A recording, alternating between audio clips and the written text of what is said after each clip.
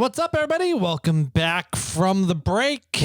We're here to talk about tires and tire management for off-roading. So is that air pressure? Is that things that can happen to your tires while you're off-roading, different scenarios that might happen, ways to fix them, things you can do to your tires to help them perform differently? What are some common questions that people have? That kind of thing. And so it was explained before the break. So if you're watching this on YouTube right now, you will not have heard the explanation before the break. I think we're going to be chopping and loading this up from break forward. Yeah, I think so. On YouTube. So we got Jimmy here, Jimmy Jett from SnailTrial4x4, and me, Tyler Larson from SnailTrial4x4, Moreflate. And I have a little seminar I put together, a PowerPoint presentation. So we're going to have slides going on the YouTube channel. Since there's a couple of places in the presentation where I like to ask the audience questions. Okay. So you're going to be asking me? My audience today. Okay, yes. I'm ready. Audience participation is acquired. Yeah, exactly. I'm right here. So Need a beer. There you go. Well, that'll be Jimmy's role, and he's going to have some tips and tricks to add in here as well. Boo. No, perfect. We got the heckling role figured out already. So we'll just kind of jump right in, shall we? Yeah, let's do it. All right. Okay. So Jimmy can see the slideshow as we're going through. I got it up on the computer here in the studio. And those of you watching online, you should be able to see the slides as we're going. I don't know if Jimmy will do like a picture-in-picture of us talking while we're going through it or not, but you should see what we're talking about. First off, is there anything in particular you want to know about tires? Oh, is that the audience? Yeah. What are they made out of? Rubber, mostly. Are they? And steel belts. Okay. Mm-hmm. Rubber compounds to achieve different interactions with your terrain. Are mud terrain tires or all-terrain tires better in the snow? We can get into that in a little bit. Okay. Yep.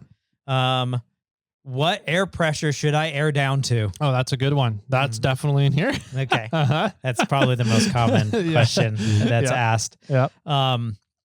What is the best way to air down? There's a lot of good ways to air down. That's definitely in here. We'll chat about that. Okay. Is a tire terminated if you have a sidewall puncture? That's a great question. That's a very common thinking, right? Mm-hmm. That's definitely in here. We'll talk about that. Okay, good. Mm-hmm. I'm glad that I'm alluding to everything that's inside there. Let me think of something that's not inside there. How about this? I got it. Okay. Mm-hmm. Is siping a tire better for off-roading? Ooh, that's a good one. That is not in here. Yes. So, yeah. Yeah, we can, let me see, do I have a spot where we can kind of throw that one in there? Maybe. I think so. I think we can cover that. Okay. So siping. We can talk about siping. All right. Yep. Siping and grooving, maybe. Mm-hmm, mm-hmm. That was pretty in-depth, though. That was probably not a common question. That's the level 2 presentation next, right? All right. So, yeah, essentially what things that we're going to be covering are going to be kind of all of the above, right? And we'll get into a little bit more. But the main thing that we want to start off with is why me? Why am I talking about this stuff? Why should I be a resource that people can trust about this stuff, right? That was one of my major questions. That was that should have been your first question. Yeah. Who are you? Who the fuck are you? I'm a second generation off-roader. I grew up off-roading down the Fresno area in Shaver Lake, in the back of my dad's 85 4Runner. Okay. I think it was 86. I think it was. No, it was 85. Pretty sure it was 85. Solid axle or independent? It was solid axle, but I don't know if he did the SAS on it or not. Probably not. I don't know. It was a long time ago. So anyways, second generation off-roader, and I'm raising currently the third generation in the off-roading family here. I love being out on the Rubicon. I love being out on trails like Fordyce, going down to King of the Hammers. So I've been off-roading for a while, and I spend a lot of time off-roading. And because of that, I've learned a lot of tips and tricks throughout the years. And it just kind of runs in the family. It's a passion, right? So along with that, I'm also very involved with the podcast here, SnailTrial4x4. We have 584. This will be episodes? 82. 582 episodes now, all on off-roading, outdoor recreation shit. So check it out if you guys, that's the first time you're finding this video for some reason, this podcast, whatever it is, go check out all the other ones. There's a lot of really good information out there. I also like to play around with radios in my off time, and kind of technology and wireless technology and electronic technology. I kind of geek out over quite a bit. I'm also a co-owner of Cal4 4x4 Rescue. So again, off-roading, and the goal is to kind of have a safety net for people when they push their limits further than they're capable of or their vehicle's capable of, right? We will help get people out where a tow truck will not go to. Which in general is a lot of off-roading scenarios, right? Yes, yeah. So being able to be prepared and learn all the little tips and tricks and have experience to encounter a lot of different recovery scenarios also goes a long ways towards just general knowledge of off-roading and how physics works, right? And then a big reason why I'm talking to everybody today is that I own Moreflight. I founded and owned Moreflight. And we do a lot of tire management stuff, right? We brought to market the 4-tire, multi-tire air systems. And then through that, we learned some pretty cool things that we're going to explain in today's talk, this conversation we're having. And then I've put it even further because I like the nerdy and geeky side of electronics. I wanted to find ways to bring technology into a very traditional, non-technological thing in the off-road industry, which is air inflation and deflation of your vehicle. So I've been doing this for, we went to market in 19. So 5 years we've owned the company. And I've been off-roading since I was 4 or 5 years old. So 20, 30 years now. It's just, there's a lot of little intricacies that I've learned throughout the years, and especially when dealing with Moreflight and diving into product analysis and product development of these cool things that we've developed that I've learned throughout the years that hopefully we can pass on to consumers and people out there to help you enjoy off-roading a little bit more, make the journey more enjoyable for you, right? So Sounds fun. I hope so, right? That's the goal. If it's not fun, it's not worth doing. And or more comfortable. Yes, exactly. Some of the things that we're going to be talking about today, right, are going to be deflating your tires. Why? Why would you ever want to deflate your tires? You're going to let air out of my tires? I don't get it. Why would I want to do that? Once you let air out, you need to put air back in before you go home, ideally. So we're going to talk about inflating, and that'll be for the non-trailer queens out there, the people who don't think their vehicle is a boat, because that's all trailers are good for. Trailers are just good for being boat haulers, right? And then things that can go wrong out on the trail, and what you can do to help mitigate that risk or fix that when the time comes. And then debating spare tires. It's a good debate. It is a good debate, right? Do you take a spare tire on your adventures with you, or do you leave it at home? A lot of people would say you'd be fucking crazy to leave it at home. Yes. But there's been some pretty cool things that have come out and happened over the last 5 years that might make you want to rethink that. I don't know. We'll see. So we're going to dive into it, and we're going to start with deflation. Okay. Contact patches. So that is the number one reason why you want to deflate, is you're going to be messing around and modifying your contact patch. What's a contact patch, Jimmy? It's the amount of tire that touches, I'm going to just say the ground. Mm-hmm. Your terrain. Yeah. Yeah. Whatever terrain you're on, whether that's pavement, whether it's dirt, mud, snow, sand, rocks, whatever it is. It's the amount of tire, the square footage or square inches of your tire, the area that is in contact with your terrain. Now, why does that matter? because the more square footage you have, the more area of your tire on your terrain, the more traction you're going to have. And vice versa, the less square footage, less square area, the less traction you're going to have. Because there's definitely scenarios where you're driving a vehicle and maybe less traction is your goal. How do you manipulate that, right? Sure. However, by deflating your tires, it is by far the number one thing you can do, the best bang for your buck value thing you can do to increase your vehicle's performance while off-roading. Because off-roading is mainly a traction game. Do you have traction? Do you not have traction? Do you need more traction? Do you want less traction? That kind of stuff, right? You can never continue to move a vehicle forward if you don't have traction. So how do you gain more traction? What is the cheapest way to gain more traction? Just let air out of your tires. Let that contact patch, let that rubber of your tire kind of mold to your terrain better. By molding to the terrain, you get more contact square footage, square inches on the terrain, and you get more traction. Yeah. So that's the number one reason why, right? That you would want to increase your contact patch. The second reason you would want to increase your contact patch is flotation. Now, does that mean you're going to like float in water? You're able to carry more weight? Hovercraft. Like a hovercraft or like a Sherpa? Yeah. Those Sherpa cars that have these massive 70, 80-inch tires that are more tire than they are vehicle.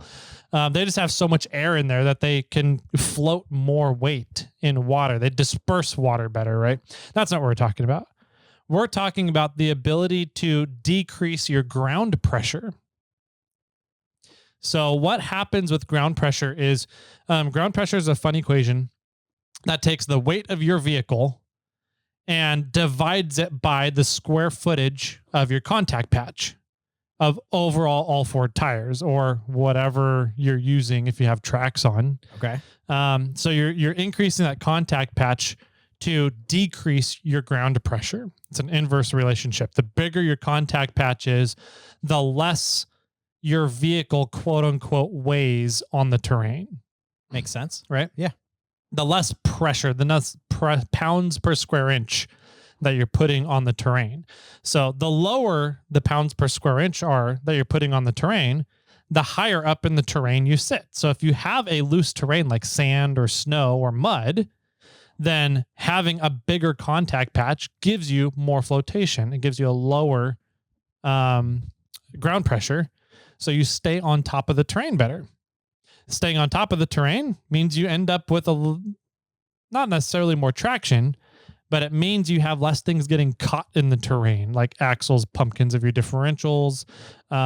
You don't need to have as big of a rolling radius to continue moving in the terrain, kind of thing. So flotation is another thing you get by increasing your contact patch with the ground. And you get all of that. You get better traction, better flotation for staying on top of your terrain by just letting air out of your tires. Don't spend any money. Don't have to spend any money to let air out of your tires. Cheapest thing you can do. And by far is the most biggest bang for your buck performance addition you can do to your vehicle while off-roading. So how do you get air out of your tires? We'll get to that. Okay. The other kind of nice thing that you do by deflating your tire is your tire becomes more flexible. So why is tire flexibility a nice thing for you when off-roading? Couple reasons. Saves my spine. Saves your spine for sure. Saves your spleen. Mm-hmm. Saves your kidneys. Doesn't shave your kidneys. Hopefully no one's doing that. But what it does is your tires become like part of your suspension. So you think of different types of shocks out there, right? Off-roaders are semi-familiar with shocks in suspension market. You've got your internal bypasses now. You've got external bypasses, piggyback reservoirs to hold extra oil in. You've got ORIs, which operate on essentially charged air for the most part, which is much like an air shock. ORIs are obviously a lot more involved. They've got bump stops and limit straps kind of built into them. That's one of the benefits of them. But air shocks in general, that category of shock, is essentially just taking and for the most part compressing air in order to give you your dampening characteristics for your off-road suspension. That's all your tires are doing. Once you let enough air out of your tires to allow the tire to become flexible, your tire is now compressing the rubber in the tire and using the air as a compression stroke in a shock, right? To help with shocking or decreasing the amount of shock that you get from off-road suspensions. So, but once you start creating your tire to be part of your off-road suspension, it puts a lot less stress on you as the driver, right? It's a lot more comfortable to be off-roading, but it's a lot easier on your vehicle components as well. So think about your Heim joints. If you have another level of shock absorption in your suspension, then Heim joints aren't going to be taking as much shock load in them anymore. Your suspension bolts, they're not going to be taking as much shock load anymore. That can even come down to a drivetrain. There's little micro movements that'll happen in a differential between your pinion and your ring gear called your backlash, right? And if that backlash can shock load as much with hard tires because you're not allowing that tire to absorb the shock of the terrain, you can get a little bit more shock in your backlash in your ring and pinion too. So allowing your tires to really become part of your suspension as well helps a lot towards maintaining the longevity of the vehicle. So and some of the parts on the vehicle. You also get moldability. So that allows the tire to maintain a larger contact patch area over varying terrain, right? So if you're just on pavement, then your contact patch stays pretty consistent, right? Yeah. Now throw a rock in there. If you have a highly inflated tire, say at street pressures, you're not really going to get a whole lot of surface area of your tire on that rock. Correct. Compared to airing down, allowing the tire to now mold over this rock as you're going in different angles on a rock. So, obviously if you're aired down, your tire can flex and mold better. You're going to get more rubber on weird shaped objects. So giving you more traction. Therefore you get more traction. Yep. The dangers though of deflating a lot become when you're starting to do higher speed stuff. The lower in pressure you are, just the less air pressure you have inside that tire, keeping that bead in place on your wheel. So because of that happening, if you're trying to go higher speeds, you're going to run a much greater risk of debeading a tire, especially while turning at high speeds. So if you're going low pressure, typically you're going to be going lower speeds as well. And you're really looking to crawl over stuff and really let your suspension do a lot of the work for you, right, in your vehicle. There's also a higher potential for the tire to get caught on a sharp rock and then tear. Whereas if the tire was fully inflated, it might bounce off of a rock. Once a tire is lower inflation, and has more moldability to it, it's going to mold and get more surface area over that terrain, that rock. But if you catch it on a sharper point on a rock or something, instead of rolling over as it's driving past a rock, usually it happens on your sidewalls more than the tread side of a tire. You have more propensity, more possibility there to catch a rock and tear it because the tire is grabbing and then folding and creating a catch point rather than sliding off or bouncing off of an object, right? Yeah. So those are some of the risks of running a lower inflation tire. So then the next question is, how do you inflate or how do you deflate? What are some different ways to do it, right? And there have been a lot of different ways come about. There's ranging from super cheap and inexpensive. We have a stick as one of the options here. Yeah. I've used that for years. Is that mine? Might be. Yeah. So you can pick up any random stick on the side of the trail and, push it into the Schrader valve, your valve core on your valve stem, which depresses the Schrader valve, opens up the valve, and lets air out of your tire. Yep. Pointed rock or a knife. Used all those. Yeah. Keys. Your keys for your vehicle. That's how I did it when I was little.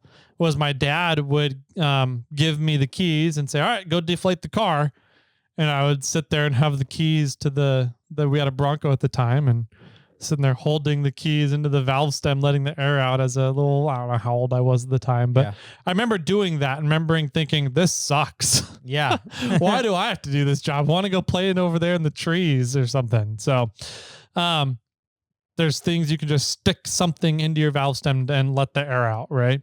And then, growing up, we figured out about valve core tools, the 4-way valve core tools that you can remove valve cores out of your valve stems. So much faster. So much faster. You can unscrew the valve core, pull it out, and now all of a sudden air is dumping because you've removed that valve restriction from your tire valve stem. Air dumps out.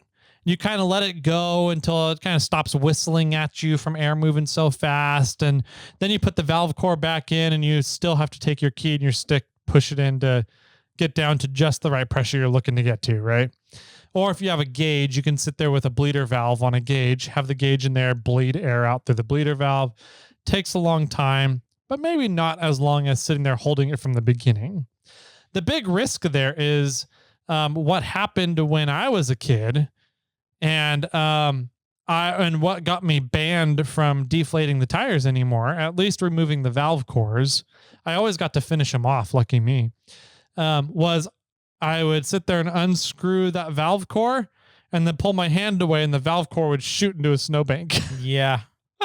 Don't lose the valve cores. Don't lose those valve cores. I think I lost 2, maybe 3 of them before my dad was like, all right, you don't get to do this job anymore. And I was like, oh, darn. I don't have to do this sucky job anymore. Putting the red piece of laundry in and the whites. Yes, exactly. You don't have to do laundry anymore. Exactly. That was a very valuable life lesson I learned when I was a kid. If you don't want to do a job anymore, mess it up. Yeah. And then you don't get asked to do it anymore. So anyways, that, is a great way to do it, removing the valve core, but you run the risk of losing the valve core when you do that. Or damaging the valve stem. The threads on the end ID of the valve stem, the inner diameter. Yeah, for sure. So there's a big risk there with that. And then a really awesome tool came out. Most people know them as easy deflators, where they remove the valve core from a valve stem and house that valve core in the device itself, so that you don't lose it. Yep. And then there's another slide on it to open up the airway now to let air out of the device. And it lets all the air out that is typically coming out when you remove a valve core from a valve stem. Very handy device. They're pretty inexpensive. They range from $25 to $60, depending on what brand you go with. But they are very nice and they go very quick. They can be a little complicated to use if you've never used one before, and trying to figure out, when do you screw, how is the device screw onto your valve stem versus unscrewing the valve core? There's 2 different mechanisms there. Then there's a third mechanism to stop and start the airflow, right? But they are very nice to use once you get a handle on them and figure out how to use them. And they're relatively inexpensive for airing down. So that's an option out there for everybody. Typically, if you search easy deflator, they'll come up. Moreflate has them. ARB has them. Smittybilt, I'm pretty sure, has them. Lots of brands have them now. Very handy devices. But the downside to it is you're still doing one at a time. And they dump a lot of air very quickly. So if you're not paying close attention, you have a high risk of going too far, releasing too much air from your tires. And then you have to pull out your compressor, your air source, and reinflate back up to your target pressure, whatever you're going to. I've seen that happen a lot out on the trails. Another way is kind of what Moreflate got started on and how I really started diving into the intricacies of tires and off-road tire management, and that's multi-tire air systems. So these will hook up all 4 of your tires into one centralized air system that you can then control your airflow and check your pressure and everything from one central manifold. Very nice. You're not having to squat at the tires anymore while all this is going on. It's a very, I don't want to say difficult. It's much harder to go past your target pressure than some of the other options. Just because you're moving 4 times the volume of air now, rather than 1 tire at a time, you're doing 4 tires at a time. So you just have more volume to move in order to drop 1 PSI, right? They're a lot quicker to use typically as well. And simpler because you're not having to risk pulling a valve stem, but they're still moving air from all 4 tires. So you can do all 4 at the same time, rather than wasting time doing one, just squatting at 1 tire. So really cool systems. They are quite a bit more expensive than other options out there. They're definitely more expensive than using a stick or your key or an easy deflator. So typically they'll range anywhere from about $150 to $250, depending on what size you need, the quality you want to get, and that kind of stuff. But they make life very convenient, and they make the air down process a lot quicker typically as well. So lots of range of options for deflating tires out there. The big thing is you want to have something, because the easier you can make that job, the more likely you are to do it. The more likely you are to do it, the more you're going to enjoy off-roading, and the more successful you're going to be at off-roading, because you're going to have more traction. You're going to have a softer suspension. It just makes life a lot better. So whatever device you get to air down with, get something that you enjoy using and makes it easy for you. That way you're more likely to do it each time. There's so many people I run into out at off-road events that are like, I just don't air down. Yeah. Like, what? Why? Yeah. Why wouldn't you air down? And they're like, there's just no good way to do. I don't want to spend 45 minutes airing down my vehicle. And I'm like, fair. That's a very fair point. So that seems to be the number one reason why people don't air down is they haven't found a good way that works for them, that they enjoy doing. So that's, in my opinion, the most important thing. Find something that you enjoy using. That way you're more likely to do it. Right. So I think there's a level at which how long it takes to air down versus how long you're going to be off-roading. Mm-hmm. And for somebody that has, takes them 45 minutes to air down and they're only driving down the dirt road for a few miles, then yeah, you're going to balance that. But it really, for me in that instance, it comes down to like, what level of comfort do I want while I'm driving down this dirt road?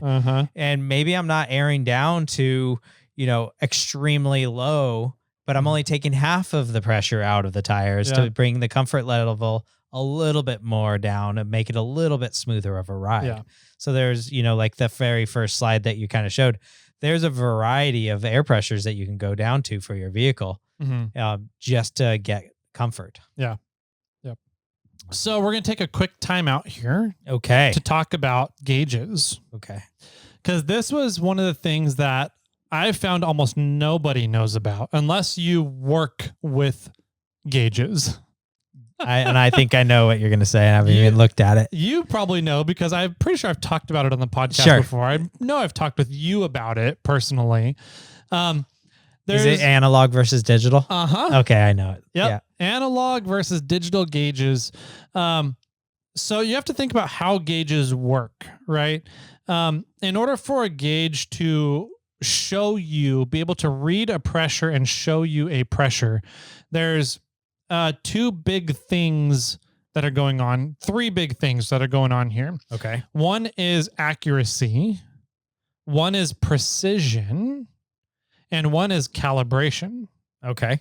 So your accuracy has to go with how fine, not how fine of a detail, how close to the actual pressure does a gauge read and can sense. Okay. Right? Precision is how fine of a detail can that gauge tell you it's reading, it's sensing. Okay. So are you reading in increments of 5 psi, or is the gauge telling you the pressure? Is it in the tenths? Yeah, exactly, sure. right? Okay. And then your calibration is how long does that gauge stay accurate to its accuracy and precision over time? Okay. And uses. Analog gauges have been around forever. And they operate based on springs. Mechanical springs in the back, right? So essentially there's a pressure plate that an incoming pressure goes into an airtight chamber and moves a pressure plate that's attached to a spring. The more that spring compresses will typically turn a dial or move some other thing that gives you the readout, right? Sure. So the pressure of that gauge, or the pressure of the spring in there will be your calibration of what that gauge can accurately read to. What's the big problem with springs though over time? They wear out. They wear out. You think about a leaf spring on your vehicle, they wear out over time. They lose that springiness. A coil spring on your vehicle is the same thing. You think about a spring in your ballpoint pen. Yeah. You pull that baby out and pull it too far or smash it too far, and it doesn't work as great anymore, right? The same thing happens in a gauge, a mechanical gauge, analog gauge over time, is those springs, they lose their springiness over time. The more that they lose that springiness, the less accurate the gauge becomes. So that's a combo of their calibration and their accuracy. Yep. The other problem with springs is that you can build a linear versus a progressive spring, right? As we know from off-road suspension, coil springs and whatnot. But very typically, when you're down in these small springs have to fit in these analog gauges, and especially in a cheaper analog gauge, they're not really measuring the linear compressibility of a gauge and keeping that as accurate as possible and precise to what they want, right? Okay. So a lot of times these gauges will only read according to their accuracy rating in the center of their range. Right. Because it's very hard to create a small, perfectly linear compression spring. So because of that problem, gauges will typically are calibrated in their spring calibration for the center of their range. Okay. And then they may be upwards of 10% off of their accuracy at the fringes, zero, and at the front and end of their ranges. Okay. Right? So if you have a 0 to 100 psi gauge, which I'm sure a lot of people have, it's only really reads accurate at 50 psi, and then the further you get from 50 psi, it can be 10% off. So at 0, when the gauge is reading 0 psi, you could be anywhere between 0 and 5 psi. And if your gauge is, if you're over at 95, 100 psi, it could be anywhere between 95 and 100 psi. So it's kind of like 105, right? 105, technically, yeah. Yeah. So it's kind of like, what precision are you looking for out of your gauges? Really, in actuality, if you're trying to inflate tires and deflate tires, then you want to have 2 different gauges you're running. Say your target pressure for rock crawling is 10 psi. You want to deflate and measure your tire pressures in your deflation process using a 0 to 20 psi analog gauge. And then say you run your street pressures at 30 or 40 psi, you want to have a 0 to 60 or a 0 to 80 psi gauge. Right. Okay. So that's the issue with analog gauges. Now, and then over time, just as those springs will wear out and your accuracy and precision become less and less over time, right? And a lot of times on dial gauges, I have one up here on the screen. It has, a lot of times you'll see, like even a 0 to 100 will sometimes have 1 psi tick marks on there. Yeah. But it's hard to see directly straight over the needle as to what tick mark you're over and under. You're kind of like, I'm within 2 psi of my target pressure, right? Yeah. I'm 5 to 7. 5 to 7, somewhere in there. That's kind of where I'm comfortable at. Okay. But like once you start getting down to like sub 10 PSI, 5 to 7 PSI is a big difference. Mm-hmm. It's not as big of a, I mean, it's a much bigger difference than say 30 to 32 PSI. That's fairly negligible. But below 10, 2 PSI is a pretty big difference in performance on your tires. So we've learned about this kind of fairly early on at Morflate. And we learned about a cool thing called piezoelectricity. Oh, okay. And I believe I first heard the term from you. Me? From one of your stories. Okay. When we first started doing the podcast. Yeah. And you were talking about your dad used to take, I think, pop rocks. Yes. In a tent. Yes. At nighttime. And there would be sparks arcing in his mouth. Yeah. And that is piezoelectricity happening.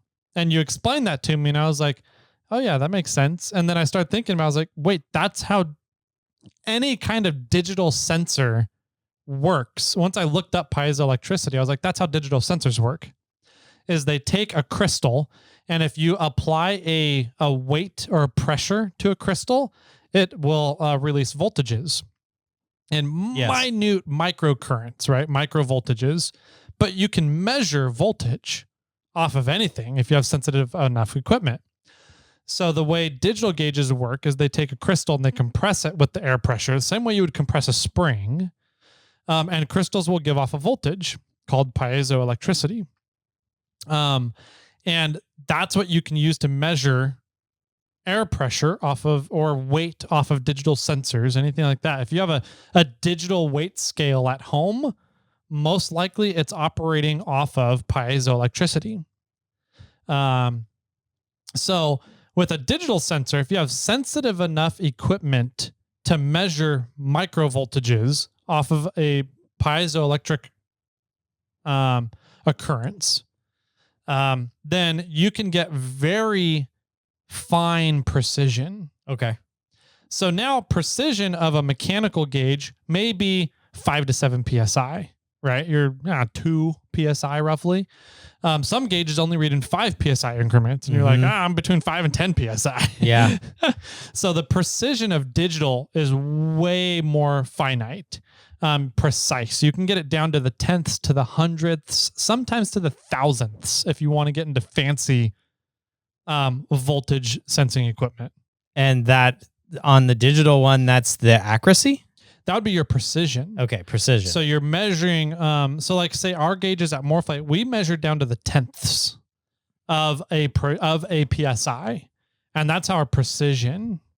Now our accuracy is how accurate across the scale can that measurement be based on the measuring device. Yeah, because you said the analog gauges can be upwards of like 10% off. On the ends of the range, exactly. Yeah. With piezoelectricity, because you're measuring a voltage rather than depending on a linear spring compression, you get within 1% accuracy, depending on your voltage sensing equipment now, across the entire scale, the entire range of what your sensing equipment is set up to sense. Cool. So not only do you get much finer precision, but you get a much finer accuracy across the entire scale. So a lot of digital gauges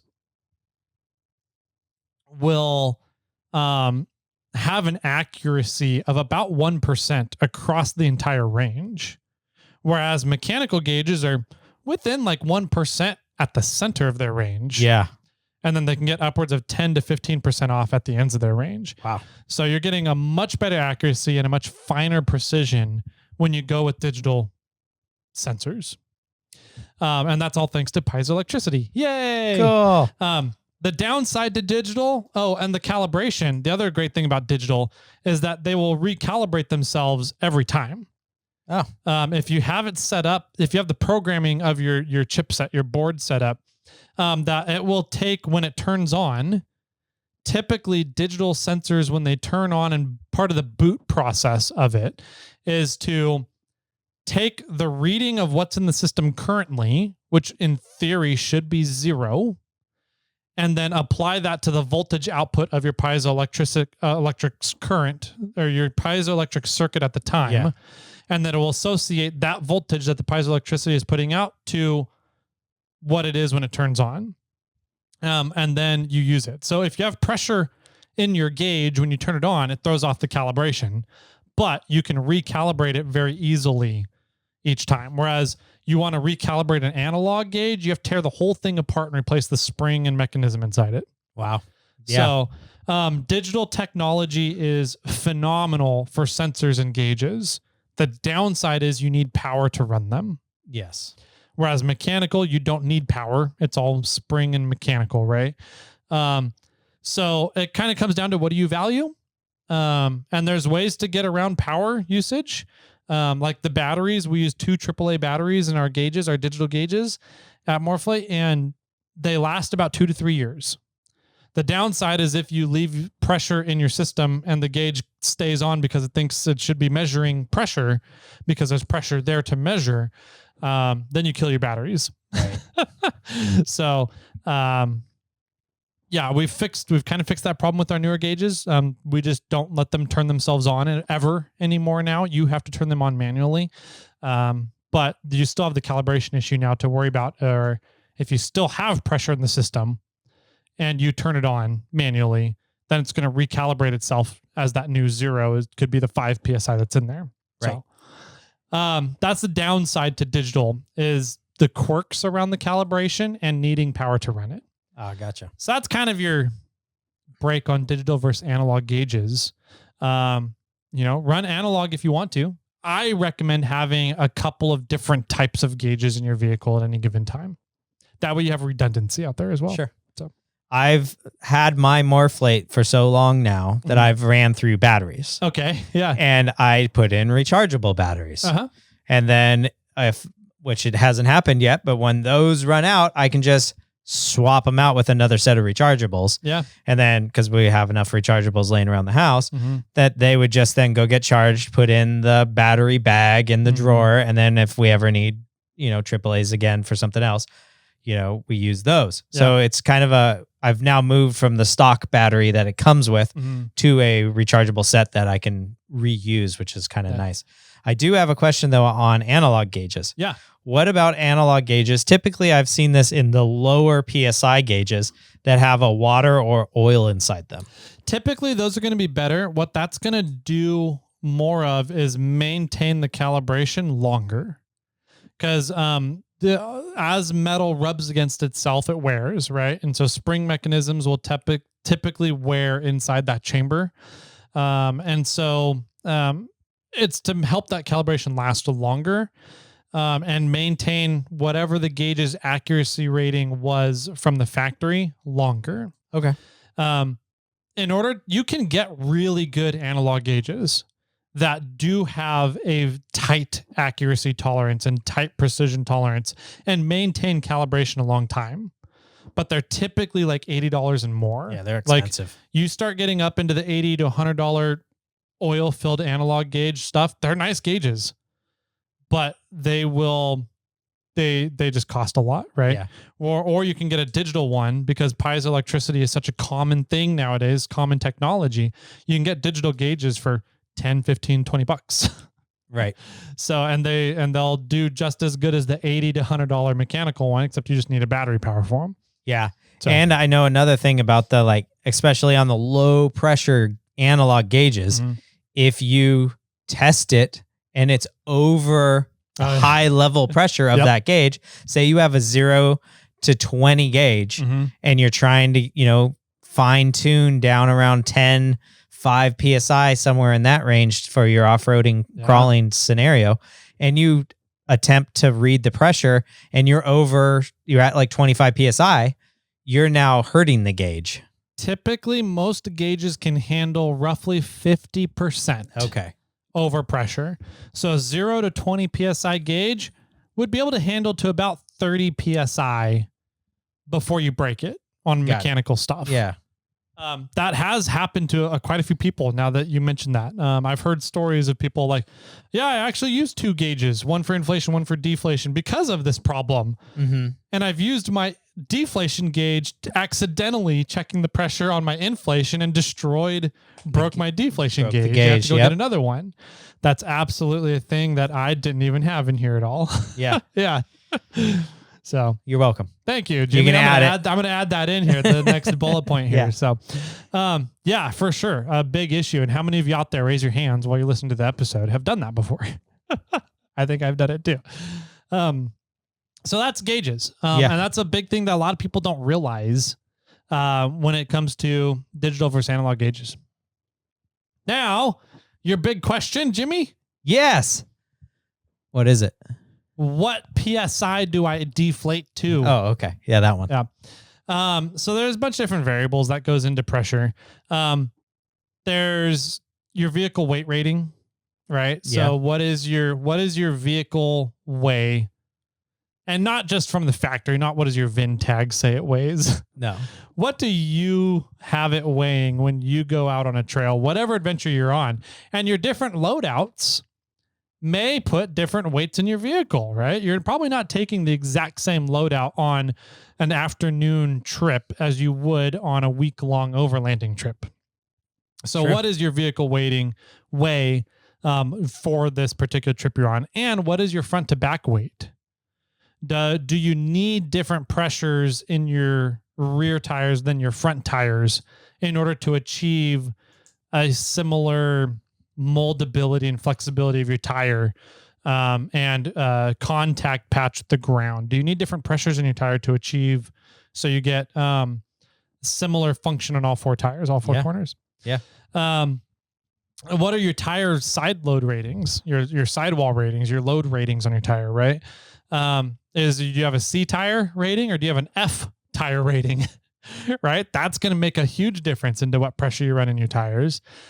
Typically, F is going to be a stiffer compound, a stiffer tire. So you need to let a lot more air out in order to achieve that nice contact patch, that moldability out of the tire. Whereas C-rated tires are a much more flexible tire, lighter weight tire.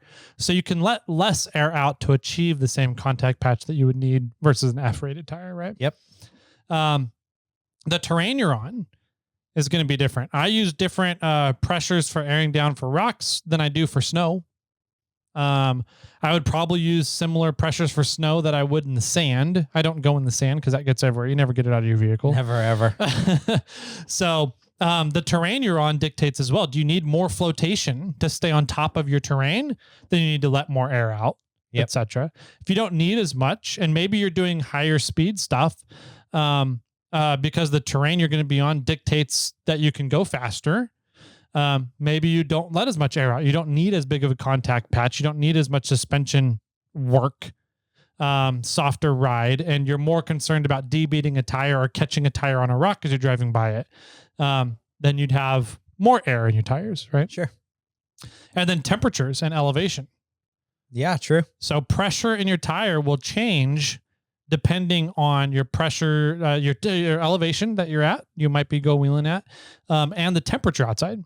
So you may not run the same pressure in Death Valley in the middle of summer that you would up at Lake Tahoe in the fall or winter time. It's probably going to be different due to varying temperature and elevation. So there's a lot of different variables here. Why are we talking about all these? Why not just give somebody an answer?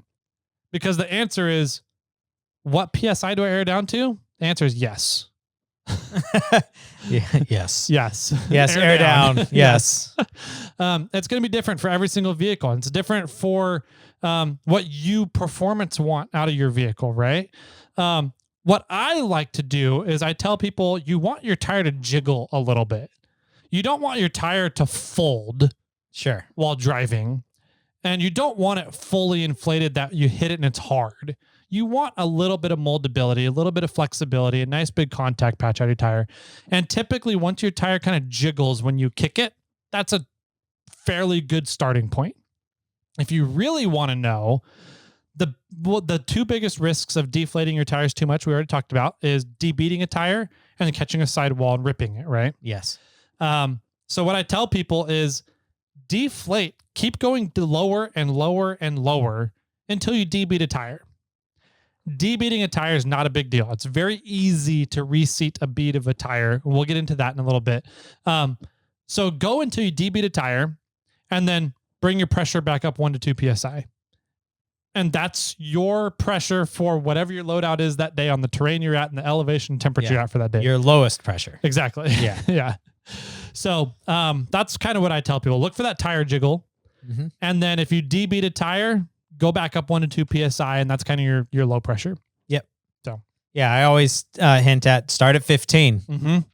and then go down from there typically. Yep. I mean, go I down would 2 to 3 PSI go at down, a time. Yep. A few PSI at a time. I think 15 is a great starting spot. I think it's a good area for some of the really heavy vehicles that might be their lowest pressure is 15. And then for some of the lighter vehicles, then you can start going down more and more and more. Yep.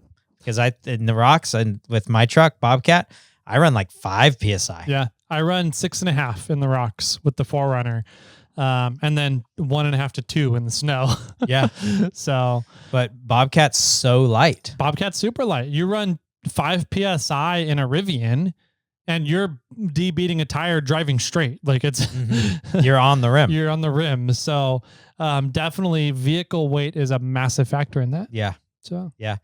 There's also another small factor in regards to temperature, but, and I was going to say, well, what about starting temperature of cold? And when you get later in the day, your tire becomes warmer, but rock crawling, you're not really warming those tires up a whole lot. Not a whole lot. If you're going faster or having to drive between trails on pavement you're going to warm up the tires quite a bit. A lot more rubber contact on the roads, a lot more friction. Yeah. But it is surprising if you have TPMS, live TPMS in your vehicle, you can watch your pressure, your road pressure change 5 to 10 PSI throughout a day as you're driving around on a freeway or driving on a road trip or something.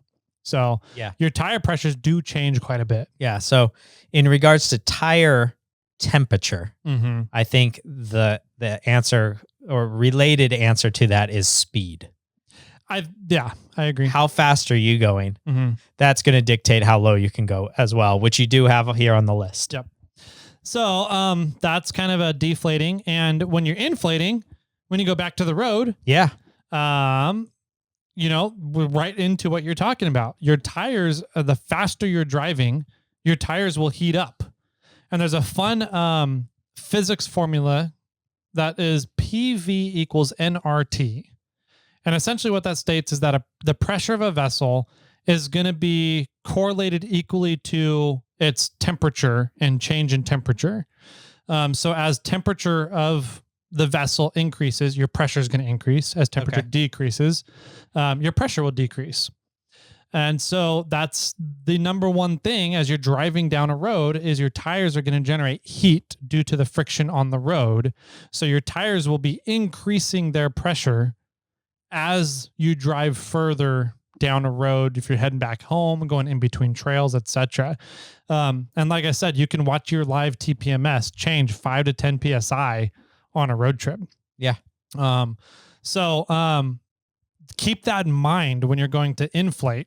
That's why your tires on the side of your tires that says de-inflation pressure to go to, it always says cold temperature. Yes. So keep that in mind, because also if you're inflating a tire with a hot compressor, air compressor that puts out 200-degree temperature air, that cold pressure rating on your tire may say 40 PSI, and you pump in 40 PSI from your 200-degree compressor. Now, once that air cools down, you're at 35 PSI and you're like, what the hell? Do I have a leak in my tire? What's going on? So you have to kind of keep in mind heat temperatures off of air compressors as you're inflating your tires as well. Okay. When you're considering to inflate back up to your road pressures. Yeah. Good point. Yeah. This is a fun topic that I learned throughout the years, and I learned it fairly quickly with Morphlate when we launched our 4-tire air systems. Just how restrictive Schrader valves are. Yeah, it's wild. It's pretty crazy. I mean, we talked about deflating your tires and you pull that valve core, that Schrader valve, that's what that is. out of your tire valve stem, how much faster air comes out of your valve stem then? Yep. Versus just pushing a stick into your valve core. That's how restrictive those valve cores are. It's amazing. So I have here, and this is something that if you guys really want to see just how restrictive these are, go look at the YouTube video of this, because Jimmy will have the pictures up in the slides. I've got essentially a cross section cut out of some Schrader valves here on the screen. And you can see that the main body of the Schrader valve, look at the main silver part for people in the bottom center of the screen. This main body is threaded, and that's all there to house a spring inside of it with a piston that goes inside. And then this bottom lip on the Schrader valve is the bottom of the piston. Yeah. As that comes up in contact with the body, it closes the valve. Sure. No airflow can get through. If you push the top of the piston down, it compresses the spring in the Schrader valve and opens up the piston at the bottom, thus opening the valve and allowing air to come through. If you think about it, a tire's valve stem is about 1/8 of an inch inner diameter. Okay. Just the valve stem, not the Schrader valve. Oh, yeah. The stem of your tire, right? So this valve core, the Schrader valve, sits inside that 1/8 of an inch. Plus, it has a piston and a spring down the center of it. So really, your actual orifice that air can pass through with a Schrader valve is less than 1/16 of an inch. Wow. Yeah. So no wonder it whistles. Exactly, right? So 1/16 of an inch orifice can pass air at about the rate of 2 cubic feet per minute, 2 CFM. Okay. And so there's a couple of finer points that goes along with that if you really want to get into the physics formula for how that works. But to simplify it, we're just going to say about 2 CFM. You can get more than 2 CFM if you're pushing with a really large pressure. And you can get less of it if you don't really have a large pressure, etc. Well, there's a fine example of that by like how much pressure do you have in your tire when you open the valve stem? Yep. Right? More air is coming out at 40 PSI than there is when you're down at 10. Exactly. And how power tanks work so well. Yeah. Power tank is another example of inflating in the opposite direction, right? They can push a ton of air into a tire very quickly because those tanks are pressurized to 3,000 PSI. I think whatever they are. So they're pressurized to an extreme pressure. So they have a ton of pressure force to push with, which can push more air than that 2 CFM through a little Schrader valve, a 1/16 inch orifice. Yeah. But that's an extreme, right? Most people are going to be dealing with air pressures in the 0 to 40 PSI range when we talk about car tires. Therefore, you're going to be looking at the rate of airflow in that range, which is about 2 CFM. So with that being only 2 CFM, and then to add on top of this, I have some great pictures here of air chucks. Yeah. On the market. And we did a half cutaway of Schrader valves, of valve stems on a tire. So you can see the Schrader valve in action as you put an air chuck on. Okay. And see just how far an air chuck depresses that piston inside of a Schrader valve to open up the valve. Sure. Because the bigger it opens up, the more air it lets through. Exactly. Air chucks are horrendous devices that do not open up Schrader valves very much. It's been very actually eye-opening and impressive to me as to how bad air chucks are globally at opening up Schrader valves in tires. Interesting. Yeah. So not only is 1/16 of an inch orifice restricted itself, but that's really only if you're getting full engagement, opening up that piston as far as it can go. Most air chucks barely get it open further than the width of that bottom piston lip. Okay. So you're not only getting a big, large restriction just from having a piston and a spring inside of a body that's inside of a 1/8 inch valve stem or opening, but now you're getting a even more restriction because air chucks just don't open Schrader valves that well. Okay. Yeah. So you think of all that limitation, and then you start thinking about it. Well, my air compressor can push 6 CFM. Yeah. It's rated for 6 CFM of airflow. I mean, a twin ARB air compressor, which has been highly regarded as kind of the king of air compressors in the off-road market for years, 6 to 6.2 CFM of airflow they're rated at, right? Well, what happens to all that 4 extra CFM of airflow that is not making it through this bottleneck, this valve stem restriction? Well, since it's 6 CFM, it's pushing harder. Mm-hmm. So it's pushing more than 2 CFM? It ends up, what happens is you end up with a back pressure between the tire's valve stem and your air compressor. Oh, okay. So that line coming from your compressor to your tire's valve stem ends up running at a higher pressure than what's actually in your tire.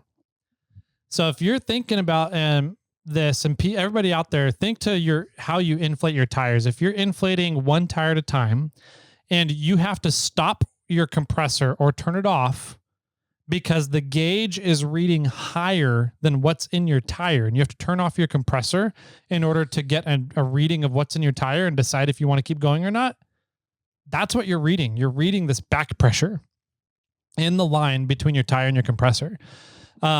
Eventually, the other thing with compressors is that as they put out more air, as they get to a higher working pressure, they put out less air. So the rated 6.2 CFM of a twin ARB is only its rating at 0 PSI. Okay. Once it gets up to about 20, 25 PSI, it's only putting out about 4 CFM. Interesting. Once it gets up to about 60 PSI, it's only putting it out about 2.5 CFM. So what ends up happening is you get to a point where the working pressure ends up reaching an equilibrium with what the compressor can output airflow wise. So if you're looking and your compressor, that pressure in your line is running at about 60 PSI and your tires are only at 25 to 30 PSI, that means you're putting a ton of extra stress on your compressor. It's only really working at about 2.5 to 3 CFM rather than 6 CFM. And because it's having to work at harder and higher pressures, the electric motors in the compressor are having to work harder to overcome the back pressure in order to create airflow, which means it has to create a lot more heat because it is working harder to overcome those pressures. And electric motors, the harder they have to work and push to overcome pressure, they just generate more heat and they pull more power. Pulling more power generates more heat itself too. So by running higher working pressures in that line between your tire and your compressor, you are killing your compressor prematurely. That's essentially what's going on. Okay. You're making your compressor work a lot harder, which makes it run a lot hotter. And especially if you have your compressor mounted in your engine bay in an already hot environment, you melt wiring harnesses, you blow fuses, you melt the electric motors, you blow gaskets, you get blow-by in your piston rings. There's a lot of issues that happens when you exceed the heat limits of compressors. A lot of compressors have thermal cutoffs to help protect themselves of this, but the longer a compressor lives its life at higher working pressures and higher temperatures, the less it's going to last for you. Okay. Makes sense. Yeah. So what does that have to do with anything? And this next screen, we just kind of talked about that. It just kind of shows an example of compressors as they reach higher pressures, they get lower CFM outputs. Yes. So, I mean, how do you alleviate that and use that to your advantage, that knowledge, that information then, is by dividing your airflow as many times as you can. Compressors don't really have an issue with airflow. Compressors have issue with working pressures. Your compressor may be rated to work at 150 PSI, but that doesn't mean it has the same duty cycle at 150 PSI that it has at 0 PSI.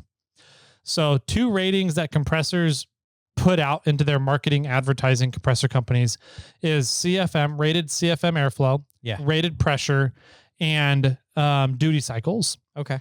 Typically, your duty cycle and your airflow ratings are all going to be done at 0 PSI. Okay, that makes sense in a way. It makes sense. But it's also not a working load, right? Exactly, it's like, yes. here's how we test it, and it wasn't connected to anything, and it blows the most amount of air. And it'll run, it's the easiest running, so it'll run the longest. Yep. Sounds great. Yep. I got you fantastic about numbers. what it means to air up your tires, though. No. Yes. So, and that's kind of one of my problems with the compressor industry. And Vyaire is very good about giving the stats of their compressors across a range of pressures. Oh, cool. And so that's one thing that I want to try and change about the compressor industry is to make sure that people are advertising their compressors based on the range of their operation. That way, what is the consumer actually getting for what they're spending their money on, right? So if you look at CFM ratings and duty cycles and pressure readings and everything, try and get a hold of companies and ask them for their data on their working pressures across the range of their rated pressures. So what is the duty cycle at 100 PSI of your compressor? Yeah. It's going to be drastically different than 0 PSI. So that's one thing you can do when looking into air sources, right? Is to take this knowledge of different CFM pressure ratings and duty cycles and really find something that works for what you're going to be using it under, on the working pressures you're going to be using it under for your vehicles. Yeah, I think duty cycle is extremely important because if you know roughly the CFM, you'll know roughly how long it's going to take you to air up or air up your vehicle. And you probably want one that has a duty cycle long enough that you can air up all 4 of your tires before you need to stop and give your compressor a break. Yep, exactly. Yep. So splitting your airflow is always going to be easier on your compressor. It keeps the compressor working at lower pressures. Your working pressure is lower whenever you split your airflow. So that's the number one. Another very requested question we get is my compressor big enough or strong enough to handle a 4-tire air system? And the answer is, if you can air up your vehicle 1 tire at a time with a compressor, it's going to love running a 4-tire air system. Okay. It's always going to be easier because you're decreasing those working pressures. Sure. Right. So by decreasing the working pressures, you get a higher airflow. The compressor can run more efficiently, which means you get less heat generation out of the compressor as well. Yeah. So all this stuff, less heat generation means longer duty cycles. Okay. Yeah. So by splitting your airflow, you're always going to extend the life of your compressor. Right. So if you have a compressor that is designed for a multi-tire inflation, can you run that on 1 tire?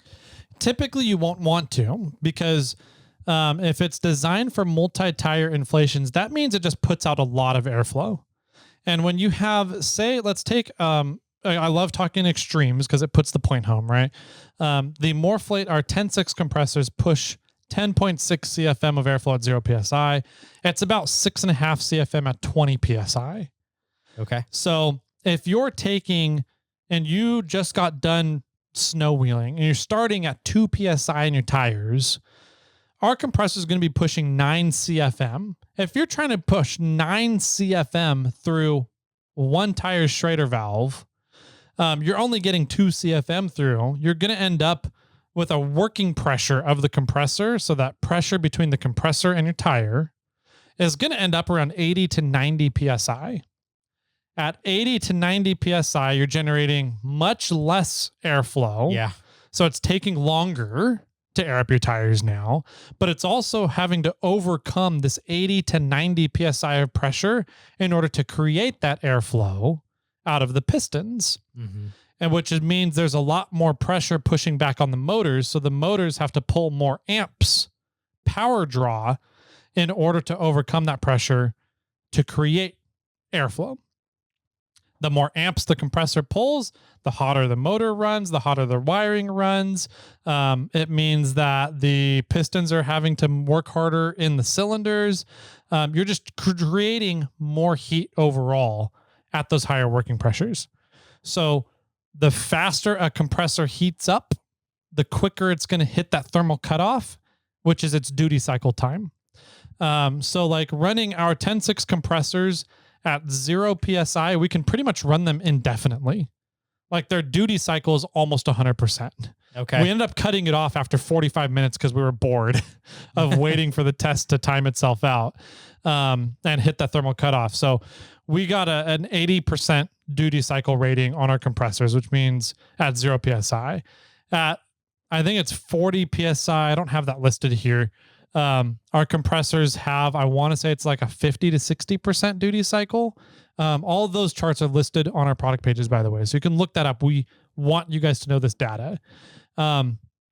So you can kind of look and see where your pressures are going to be running at. So you can do the math if you wanted to by looking at the duty cycles and say, if you only want to inflate 2 tires at a time, you'll probably be working at a working pressure of 40 to 60 PSI for the life of the compressor. So at that 40 to 60 PSI working pressure, how long can the compressor run at that time? Our 10.6s can run about 15 to 20 minutes at that pressure, which is still good enough to air up 35s, about 3 to 4 vehicles. Wow. So you can do the math. We have everything there for you to figure out what does that mean to the user and the consumer. Sure. Not every company does that. And that's what I want to challenge consumers and everybody out there when you're buying compressors. Don't just buy a compressor because of what the company advertises it at, because the advertisements are at 0 pressure, don't really mean a whole lot to you. The advertising's at whatever sounds best for them. Exactly. It's not what does it sound best for the consumer and what does it mean to the consumer. So pay attention to that. So that is kind of inflating and deflating.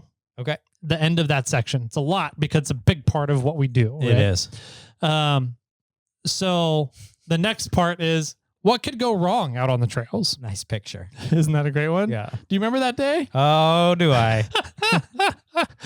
For those listening in podcast land and not watching in YouTube land, it's a picture of me on top of the waterfall on the not Golden Spike. Gold Bar Rim. Gold Bar Rim. Yep. At the kind of the beginning of Gold Bar, I guess the end of Gold. It's like the last obstacle on Gold Bar Rim. I decided to go up and snapped all the leaf springs on my 4Runner right at the center pin. And we had a lot of stuff go wrong. Surprisingly, nothing went wrong with the tires. No. Everything was great with the tires, but I just thought it was a great picture for what could go wrong. It's perfect. So and it just goes to say, don't follow Jimmy. Don't follow Jimmy. Yes, you won't make it. So what could go wrong with tires though when you're out on trail? A lot of things. A lot of things can go wrong, right? You can get tread punctures. Yeah. Those are actually fairly uncommon with off-road tires because we typically have big, thick, knobbly treads, right? But you can still get them, right? There's sidewall punctures, which are a lot more common. Sure. There's valve stem issues, Mm-hmm. whether that means your valve core spring gets jammed up or gummed up, or you get debris in that piston. It doesn't close all the way. So your valve core is leaking on you. Frozen up. So it doesn't want to open or close. Or you rip your valve stem out. Yeah. If you run metal valve stems, you can shear your valve stem off. So a lot of issues, especially rock crawling. Anytime you're going to be in a rocky terrain, there's a high potential for valve stem issues. And there's a debeating tires. Mm-hmm. So, and so there's also other issues. I've seen people with, completely their tire delaminates kind of thing. Yeah. Their tire just completely kind of disintegrates and falls apart.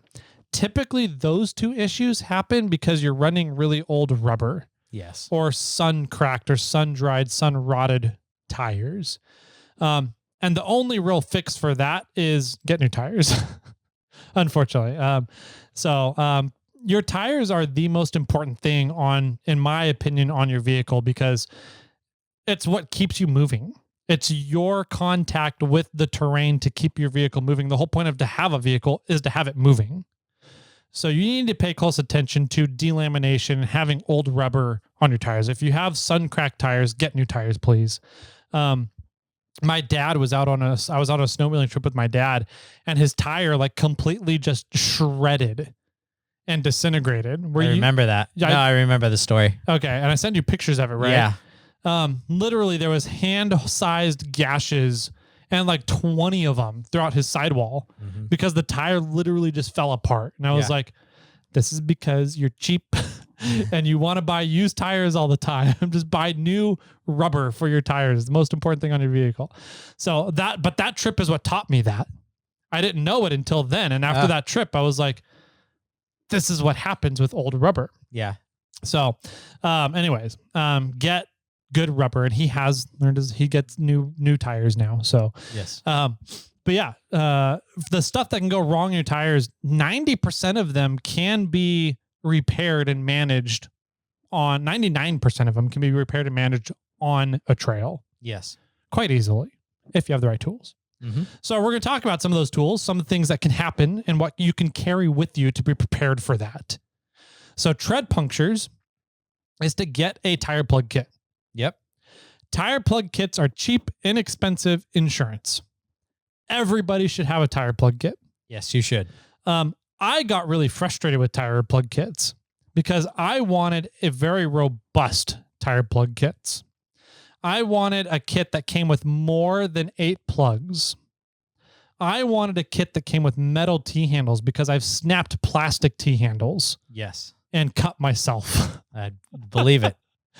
I've wanted a kit that comes with a stopper on the plunger. Yeah. So that I don't plunge the tire plug into the tire and now I'm screwed and have to pull out another tire plug and put it back on and be really careful about getting a tire plunged into, or get a plug plunged into the tire when you have to use a lot of force to plunge a plug into a tire.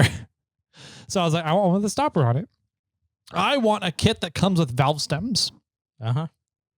I understand why. Yeah, right. Yeah, reminds me of a story I just heard of a young lad throwing valve stems into the snowbanks. Right? Yes. I want a kit that comes with extra valve cores because of that, right? Yeah. So, and I was woefully disappointed that there was no real good tire plug kits on the market that has all those. So I would argue if you're going to get a tire plug kit to carry out with you, don't get something that is 10 to 15 bucks and has 8 plugs in it and plastic T-handles. It's not going to serve you any good out there. It might work once, but is it going to be repeatable? How long are the plastic handles going to last? How long until you have to refill the plugs? And are you going to remember to refill the plugs when you get back from your trip before you go on your next one? So look for a robust tire plug kit. They are inexpensive to find, anywhere from $35 to $90 if you want the really, really nice, high quality American made ones. And get one with a lot of tire plugs, a couple valve stems, extra valve cores, and metal T-handles with a stopper. Smart. And that will get you through 90% of stuff that can happen to your tire. Puncture-wise. That tread punctures. Tread punctures, right? Yep. Even, I mean, I would argue even bigger. I mean, if you get just right, a stick, an inch in diameter, ends up puncturing the tread of your tire just right from going down a trail. You drive over a log and you get a puncture in your tire. You can even still just ram all 50 plugs into the hole in your tire and plug it enough to hold air to get you off the trail. Yep. Right. So having a robust tire plug kit is extremely important in my opinion.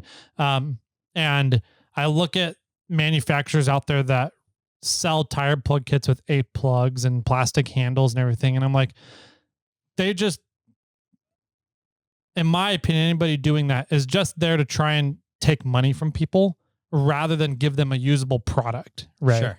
That they can use in a shitty situation. So look for robust tire plug kits. They're inexpensive nowadays. You can find them anywhere from $35 to $90 if you want the fancy ones. And do yourself a favor and just carry it. It's cheap insurance for tread punctures that are frequent to happen, especially if you wheel in woody environments a lot. Yes. or sharp rock environments. So that's tire plug kits to help with tread punctures. Just used one the other day. Nice. There you go. There's also another one for sidewall punctures. There is a fix for sidewall punctures now. I know. How amazing. How long has it been since we've, back in the days when we go, sidewall puncture, tire's done, throw it away. Trip is done. Trip is over. Yep. Throw away the tire. You're never using it again. You can't get off the trail with that tire, etc. There's an awesome fix called Glue Tread. Yeah. Who we've gotten to know the people over at Glue Tread, Andy, the owner, and his family that runs Glue Tread. Super cool people. Jimmy and I, got to take Andy, and his videographer, Simon, out on the Rubicon because, I put out a video showing how to apply Glue Tread. It was totally just how do you do it, like an instructional video. Yeah. And we put it on a rotted spare trailer tire that we had sitting around the warehouse. And all the complaints we got was, you're going to kill people. That's not going to work on the road. That tire sucks. That's never going to work. And that tire, you shouldn't be telling people to do that on that kind of tire. I was like, you guys totally missed the whole point of this. Yeah. And so we got so much backlash from the video. I was like, I'll put my money where my mouth is then. You guys don't think it'll work? I'm going to go wheel the Rubicon with 4 stabbed tires.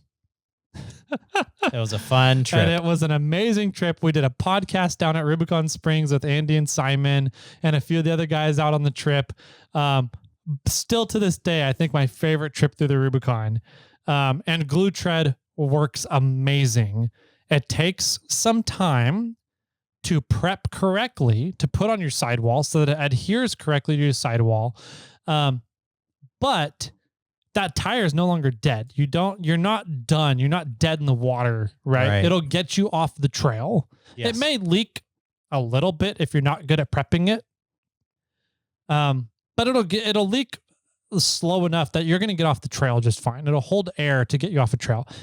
I wouldn't recommend driving home on it. And I say that, and I've had a Glue Tread patch on my tire for a year now. Holding a leak on my sidewall. They're not DOT approved, so you're not supposed to drive them on the highway. But in terms of having something that is less than a pound, takes up no space at all, really, and can repair a sidewall puncture and get you back to pavement. Yep. It's pretty awesome. Yep. And they're only, I think the 4x4 kit from Glue Tread is like $50. Yeah. So another cheap insurance. Super cheap insurance. And I would argue that sidewall punctures, sidewall rips, tears, whatever gashes are going to be more common than your tread punctures in off-roading. Depends on the environment you go wheeling in. But for $100, you can have both of these items, a tread puncture kit, a plug kit, and a sidewall puncture kits from Glue Tread. Less than $100, less than 3 pounds in weight. Tiny little package, and you have tread punctures and sidewall issues covered. Solved. It's pretty awesome. So the next thing that was on our list was valve stem issues. Okay. Right? Rubber versus metal valve stems. What do you run on your wheeler, Jimmy? Rubber. Why? Because they bend. Mm-hmm. They do. They bend. Why is that important, though? I mean, why do you want a valve stem to bend? Well, if you put your tire in a compromised position where there could be a rock or some heavy object poking out into your rim, and that tire spins and you catch your valve stem, it could, with a metal valve stem, it could rip it off or shear it off. And a rubber one, fingers crossed, it'll just sort of fold over and continue on its way. Yep. They could also rip off. Yep. But it's more likely that a rigid metal valve stem will break before a rubber one will. Absolutely. And that is exactly why. So I always tell this story. It blew me away. I was out on the Rubicon. I think it was 2023 or 2022 that year. I think I was out on the Rubicon, 13 weekends during the summer. Okay. I gave out a Colby valve, which is a valve stem. We'll talk about in a second here. Every single trip. Wow. And every single one of them were from people running metal valve stems on the Rubicon.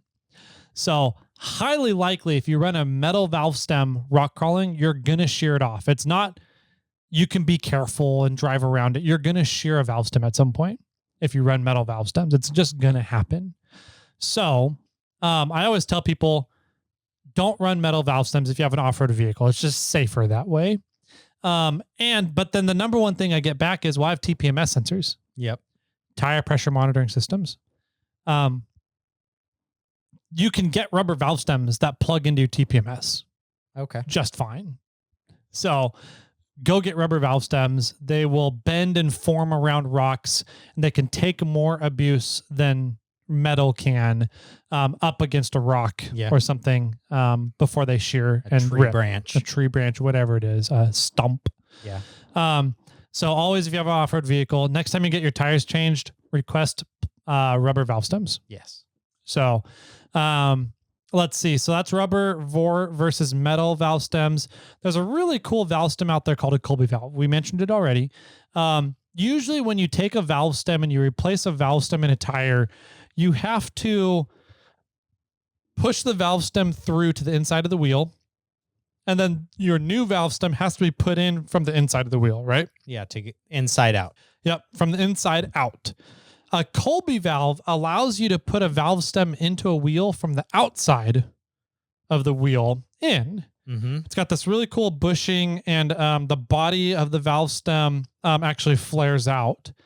So you can, it's just smaller than your typical idea of a hole, your valve stem hole in your wheel.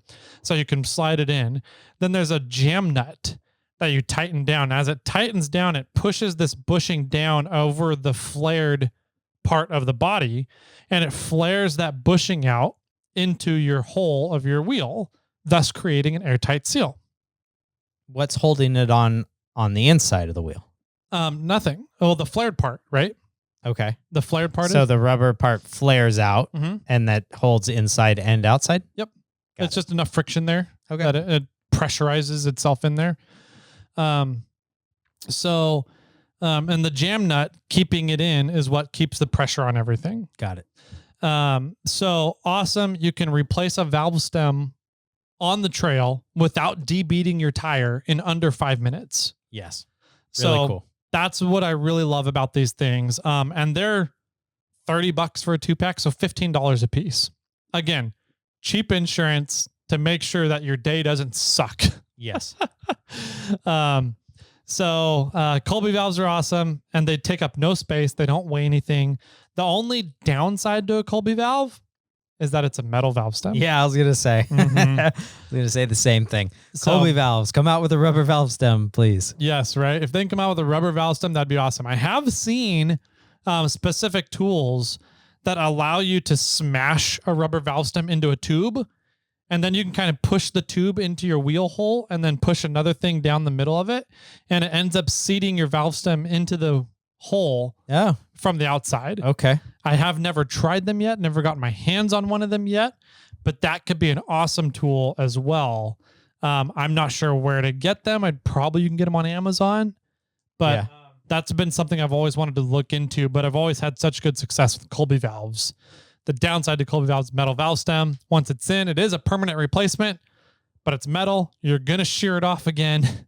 So just make sure you carry replacements or put a rubber one back in once you get back home. So that's that. The next thing that we were kind of talking about is debeating a tire. That can happen on a trail, right? Yeah. You air down too much and you take a turn too fast, or you're using your sidewalls to climb a rock and it pushes that sidewall in, debeads your tire. Or you're in snow and you just have no air pressure in your tire because you're trying to maintain as much flotation as you can, and you pop the bead of your tire off your wheel. Yes. A lot of people think that that's the end of your trip. Like, that's a really hard thing to overcome. And it's really not. The goal of reseating a bead on your tire is to make sure that you're putting air into your tire quicker than it is escaping your tire. Okay. So if you can manipulate that in such a way that you're putting air in quicker than you're losing air from your tire, yes, you're going to reseat your bead eventually. Yeah. Okay. So obviously, the quicker you can put air in, the easier it is to reseat a bead. So that's why a lot of people, you'll see people using ether or like M80s or firecrackers to reseat a tire, an explosion of some kind. It's a very fast release of air. Or power tanks. Yeah. Pressurized air tanks. They work amazing for reseating air because they push so much airflow because they're pushing with that 3,000 PSI in the tank, right? Mm-hmm. So you can dump air in very quickly, but you don't need those items to reseat a bead. I have reseated 4 beads at one time off of a 20 RB compressor before, which is just 6 CFM, which means split 4 ways. I'm getting 1.5 CFM of airflow into each tire at a time, right? So, I mean, I'm really, you can, as long as you are getting the tire bead kind of up against that lip of the wheel somehow, and you have it well enough that you're getting more air into the tire than is escaping, you're going to reseat the bead of your tire. So there's different ways you can do that. You can use a ratchet strap around the center tread of your tire and tighten that down so that it kind of pushes the center of your tread in, which pushes your sidewalls out. And that helps to kind of get the rubber of your tire bead, your sidewall up against the wheel to start decreasing how much you're losing air. You can kind of get the tire out of the terrain. So lift it up off of the ground and sit there and kind of pull the tire, because with no air in it, the tire is very moldable, very flexible. You can kind of pull it against the wheel to help decrease how much air is coming out. And that's usually what I end up doing. Yeah. And you only have to hold it there for about 30 seconds. As pressure starts building inside the tire, it'll hold itself there. Once you're around like 3 PSI, even, it'll hold itself there pretty easily. So you just have to get it started.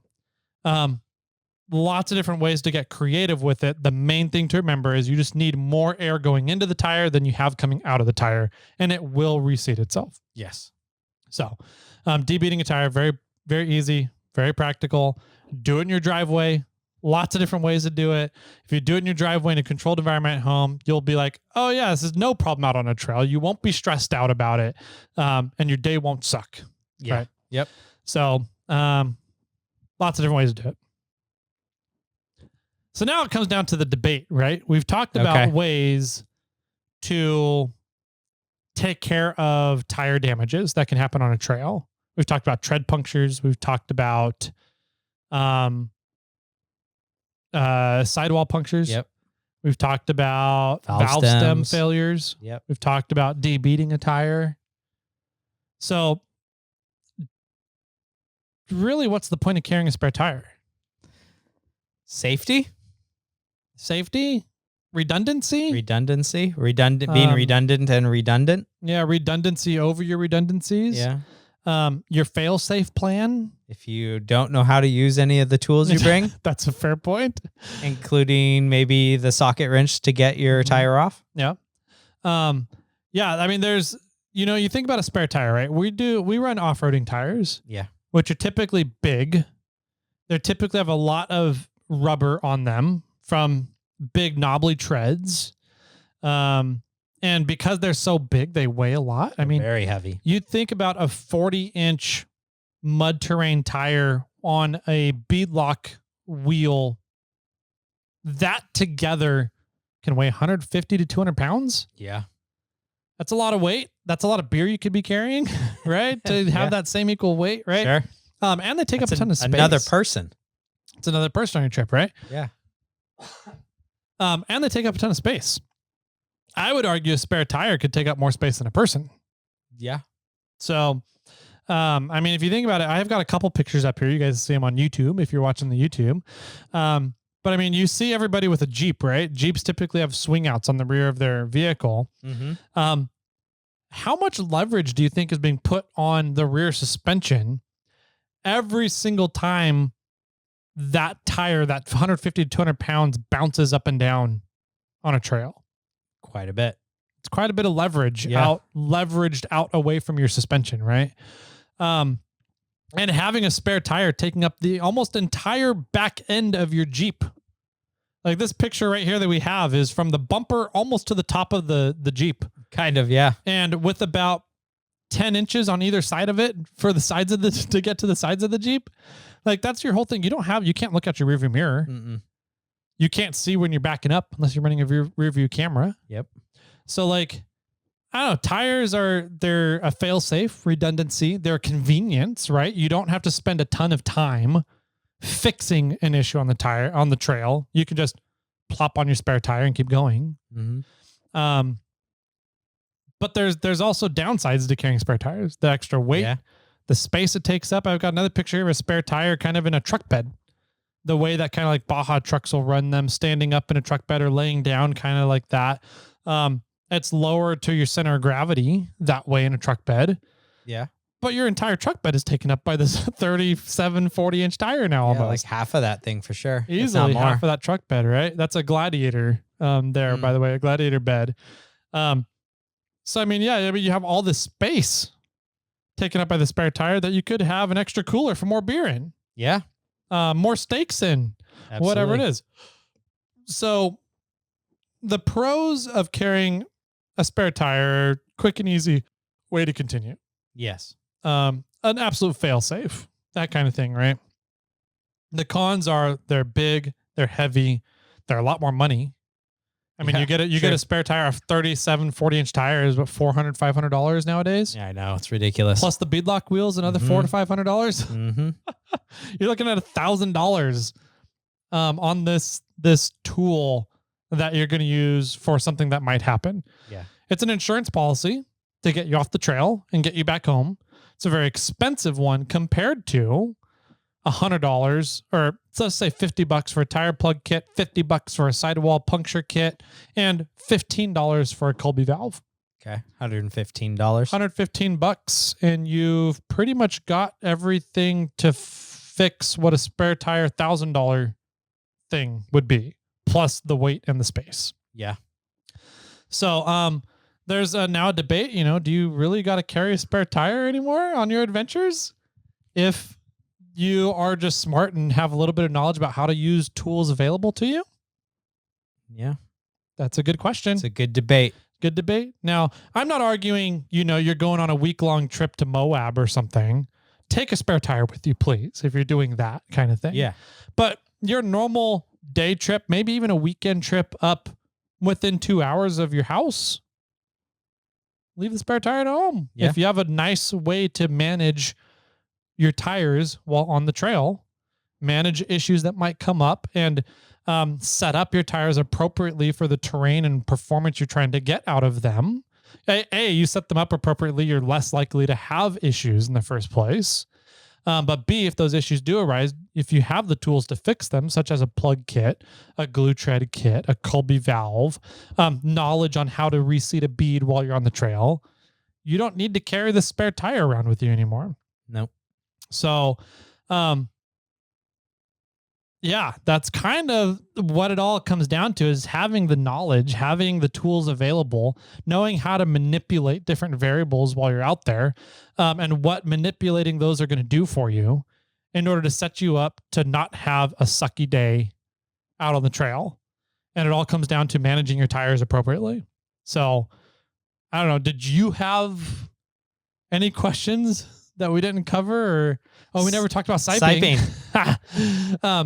Siping your tires, grooving your tires, siping your tires. It's another way to change the dynamic of how your tire interacts with your terrain. Yes. Right. Mm-hmm. So siping your tire will allow the tread blocks to move a little more. It lets them move a little bit more freely, which is really nice in icy terrains. Yeah. Being able to allow your tires to move and flex a little bit more in icy terrains allows that rubber to find the traction in that icy environment, right?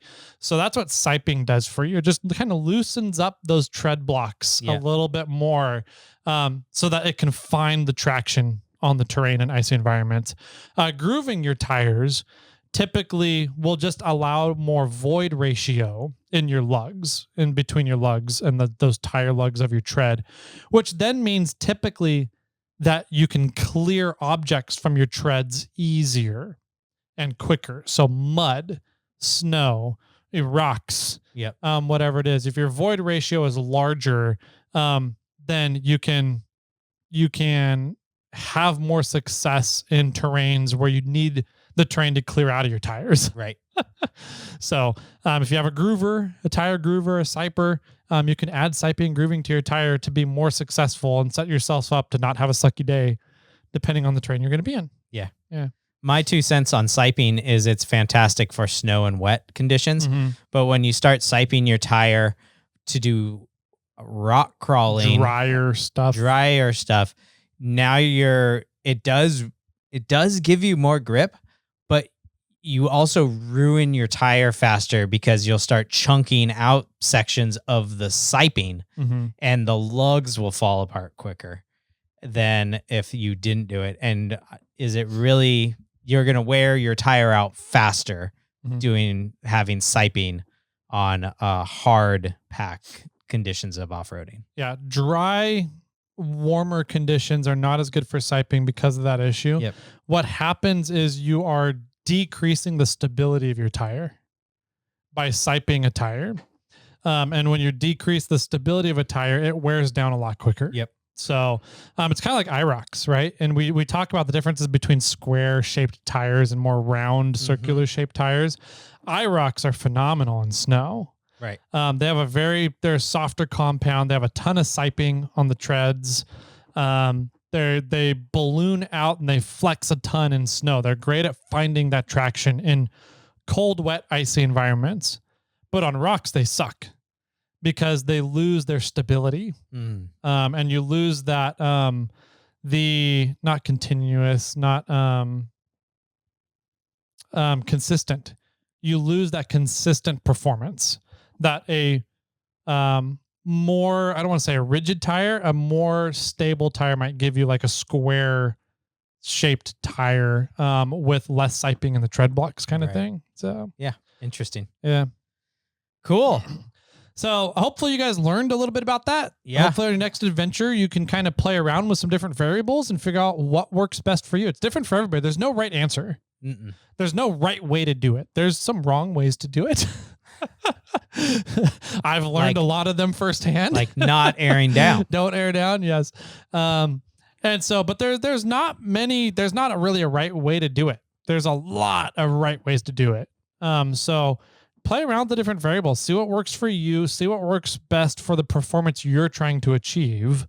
And what good time means to you out on the trails, and adjust your tire accordingly. Yeah. So sounds good. Yeah. Cool. Well, thanks for sharing that. Yeah. That was a lengthy seminar you gave. Yeah. I ended up having to like blast through the what could go wrong and tools to fix it. Sure. Like I think I went almost 45 minutes during Cal4 convention on the inflation deflation part. And then I spent like 10 minutes on all the tools and what could happen for you, to you on the trail. So this one was kind of nice because we got to talk a little bit more about scenarios that might happen and ways when you might use these different things. Yeah. So yeah, absolutely. Yeah. And there's a lot to tires these days that wasn't around in the last 10 years, which is pretty crazy to see the industry changing. Yeah. Yep. And I mean, I think it really comes down to a lot of recreation opportunities, professional sports opportunities. Some people would argue that it is not a sport, vehicle activities. But I mean, you get very niche. We're getting very niche competitions and very niche things that people want to recreate and do with their vehicles, which means manufacturers are able to sort of R&D and figure out what are the variables that impact that niche and how do you manipulate those variables in order to help the vehicle perform better in that niche. Yeah. Such as rally sport is a brain fuck of a vehicle sport. Yeah. For tire manufacturers. Sure. Because you have to design and create a tire that works good in loose dirt, gravel scenarios, as well as can withstand the brutal of high-speed pavement driving. Yeah.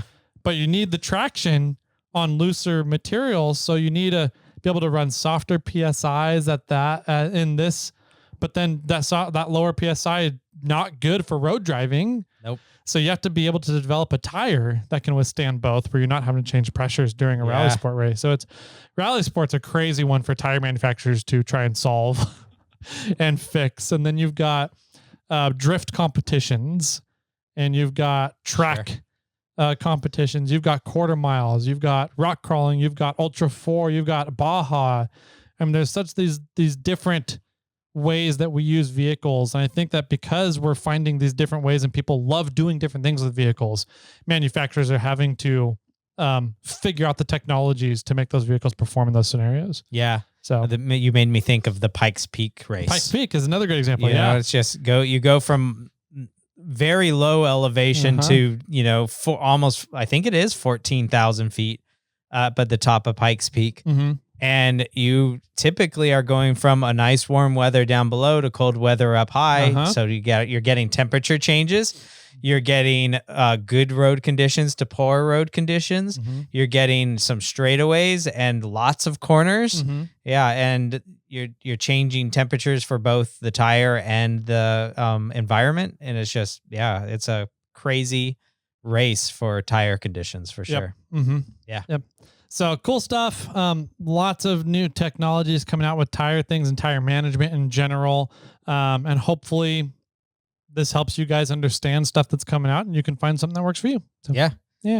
If you have any questions, you can always call us on our snail mail hot phone. Yeah. And that phone number is area code 916-345-4744. We answer those questions on a snail mail episode, which typically comes out on Fridays. You can always find Tyler over at 4x4 Toyota Tyler on Instagram, and you can message him. Why don't you give your Morflate email? Just Tyler at morflate.com. Okay. Yep. Tyler at morflate.com or info at Morflate.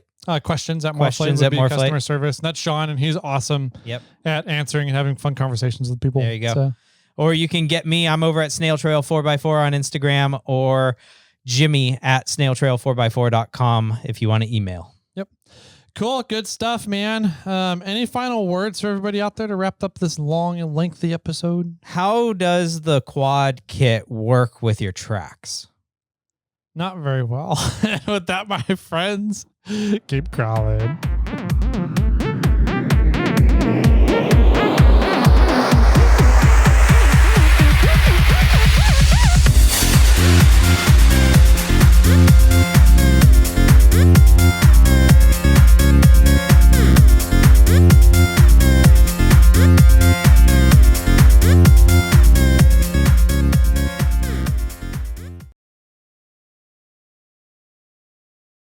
I got one for you. Okay, I'm ready. Don't make me spit my coffee out. I hate Russian dolls. Whoa, racist. Okay. Yeah. They're always full of themselves. Okay. Yep. Yeah. You know, because you can take the head off of one and pull another body out. Take the head off of that one, pull another body out. You like murdering people? It's like a turducken. It's like